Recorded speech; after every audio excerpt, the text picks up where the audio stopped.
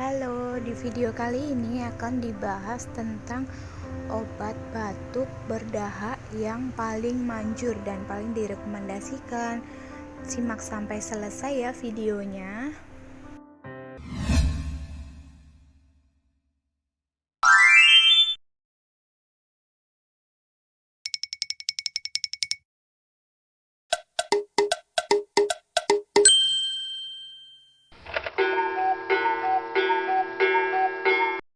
Assalamualaikum warahmatullahi wabarakatuh. Selamat datang kembali ya. Nah, di video kali ini kita akan membahas tentang khusus obat batuk berdahak ya. Mungkin beberapa hari selanjutnya kita akan membahas tentang obat batuk kering atau yang tidak berdahak. Tapi khusus saat ini membahas tentang obat batuk berdahak yang paling manjur nih dan paling direkomendasikan apabila pergi ke apotek, karena dengan keluhan bahwa batuknya tidak sembuh-sembuh meskipun sudah minum obat secara teratur ya, dan sudah berbagai macam obat yang diminum. Nah, namanya adalah Activate Plus Expectorant. Nah, di sini kan ada tulisannya Activate Plus Expectorant. Nah, ini bukan hanya untuk batuk berdahak ya, karena ada tulisan plusnya, itu berarti ada tambahannya. Di sini sebenarnya Activate itu adalah isinya triprolidin HCl, pseudoephedrine HCl, dan guaniphenacin. Nah, untuk triprolidin HCl dan pseudoephedrine HCl itu adalah untuk pilek, sedangkan di sini plus expectorant berarti ada tambahan untuk batuk berdahaknya, yaitu dengan kandungan guaniphenacin.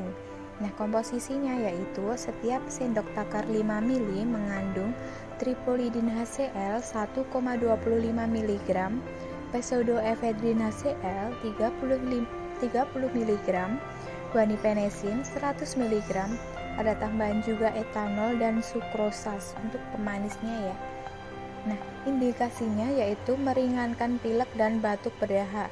Sudah dijelaskan di awal tadi ya, untuk pileknya yaitu dengan disembuhkan kandungan oleh triprolidin HCl dan juga pseudoephedrine HCl, sedangkan untuk batuk berdahaknya disembuhkan oleh zat aktif guaniphenacin.